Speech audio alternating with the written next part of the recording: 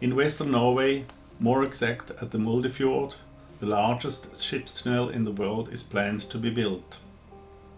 It should make travels along this very dangerous part of the coastal line safer and make it more feasible to use ships traffic to transport fresh goods like fish from the north to the south. But now the building of this tunnel is again in danger, not to be started. Not because of technical reasons, but because of politics. It does matter to me, because I live at the entrance to this Moldefjord. This is a video of my series Norway at its best. So where is this gigantic tunnel planned? About 200 kilometers north of the known city of Bergen is one of the most dangerous places for coastal traffic. It is called Stadhavet, at the outer edge of the peninsula Stadlandet. Here you can also find the West Cape of Norway, the westernmost cliff of the Norwegian fastland. The tunnel is to be built at the inner end of the peninsula, where a mountain stands between Moldefjord and the Vanylvenfjord, about 2 kilometers away.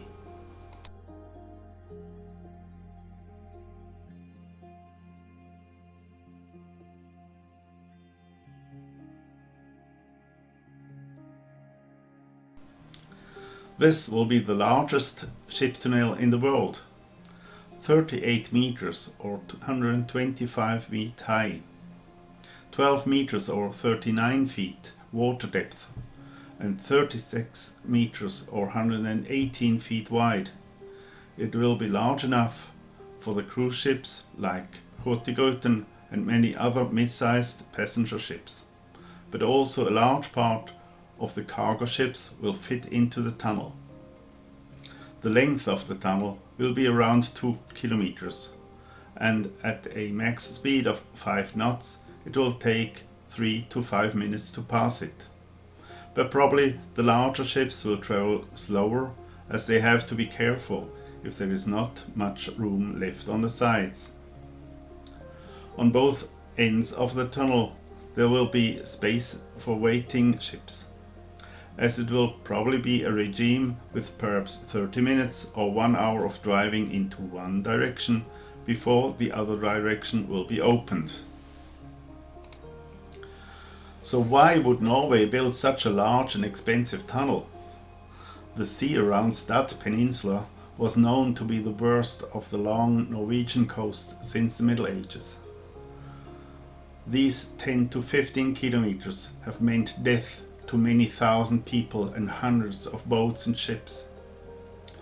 In the Stadhavet, as the sea is called, there are currents meeting from different directions, and a rugged coast with steep cliffs throws back the clashing waves into the already dangerous sea.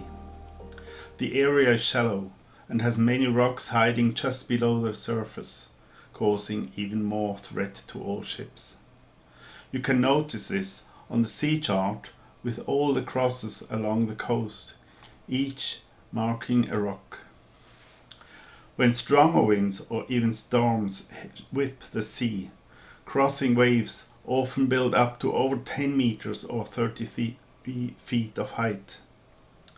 On 28th of January 2016, for instance, the newspaper Bergens Tidende warned for maximal wave heights of 25 meters or 82 feet. If this was interesting for you so far, please help me to develop my channel and subscribe by clicking on the icon at the lower right hand corner of this video. Thank you. It is free of charge for you, don't worry. Even the fearless and mighty Vikings had respect for this sea. Instead of sailing round Stad, they opted in bad weather to carry their ships overland from Drage to Leikanger, or the other way around. This is a distance of about 5 kilometers and a height of about 240 meters over sea. They used horses and men to pull the ships on tree logs to the other side of the peninsula, just to avoid being brought to Odin's Valhalla too early in life. But also in the centuries after the Vikings, many ships and boats crashed and sank at Stadhavet. Therefore, already 1874, first proposals were made for a Shipstunnel to avoid this dangerous sea. But Norway was a poor country before the oil boom and could not afford such a large project. 1985, a local engineering company made first proposals, which were taken up by others from 1990 onwards, when feasibility studies were undertaken. Only 2010, the Norwegian Kystverket, the Norwegian Coastal Administration, made the first official concept by order of the Department of Fisheries and Coast. This led to the tunnel that is planned at present at the inner end of the Stad Peninsula near the town of Selje and leads to the Vanyllion Fjord.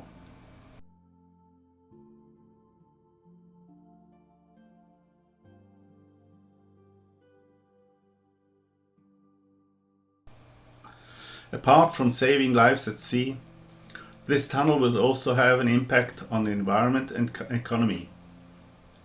The region north of Stad is home to most of Norway's fishing farms for salmon, trout and cod. 2022, they produced nearly 1.7 million tons of fish. Also a large fleet of fishing vessels are busy at sea in the north, having caught 2.6 million fish the same year. But a large part of this fish goes to fish processing industries located in the south, nearer to the large cities and harbors. That means that between 2 and 3 million tons of fish have to be transported southwards, and a large part of this is traveling on the road. 2.5 million tons of fish would need about 85,000 large truckloads. A main reason why trucks are used are the unreliable sea conditions around Stadhavet. A solution with a tunnel that would allow to avoid this dangerous region would mean that more ships could be used to carry the fresh fish to the south. This would result in large savings in diesel and lastly lower the CO2 output, an important goal of today's world. Let's take a look at the economic side. Using cargo ships to carry the fish and other products is economically reasonable, as they can carry much larger loads at lower prices. This would make this important industry even more interesting and profitable. Knowing that Norway exported fish for about 142 billion US dollars in 2022, you can imagine what just a small percentage of additional profit would mean. But there is more. There is also a population component to the story. The west of Norway is long and cut by a large number of fjords that have to be crossed when driving north or south. These traffic hindrances mean that it takes a lot of time or money for people in the north to travel to the larger cities in the south. An express boat service is established between Bergen and Selje, the town south of Stadhavet. But there it ends. Having a tunnel granting the safe travel onwards, this express service could finally cover the whole western coast. This would make living in this beautiful area more agreeable, and more people would opt to find housing and job in the west.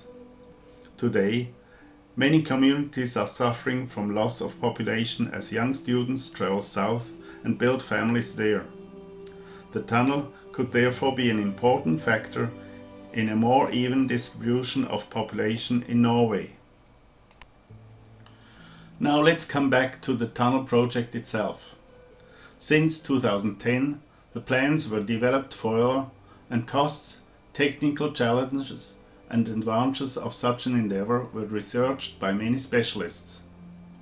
2013, the Norwegian Government agreed to a preliminary project in its National Transportation Plan 2014 to 2023.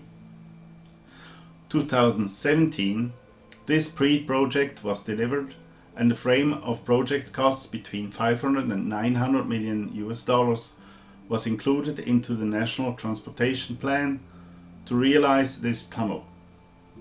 Kystverket confirmed that this frame could be kept.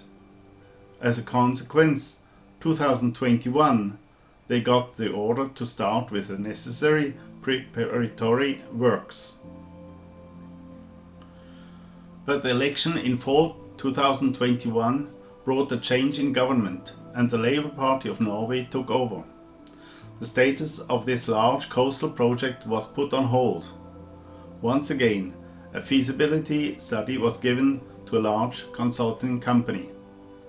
The project works were slowed down and had to wait for the results.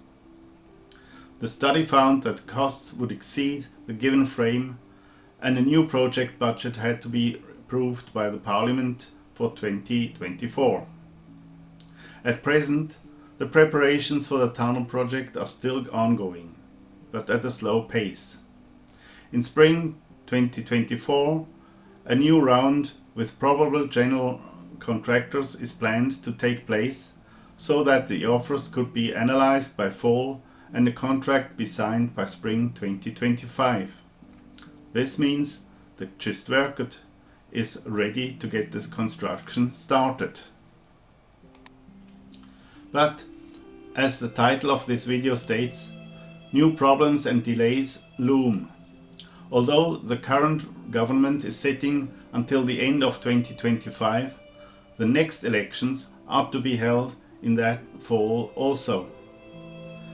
And this fact is visible and can be felt already now. The government parties are getting more cautious with their spending and favor projects that have a more imminent impact on the population.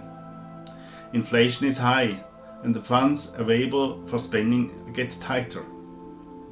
The government prioritizes help for the war and population in Ukraine and the financial support of local large industries that suffer from high energy prices.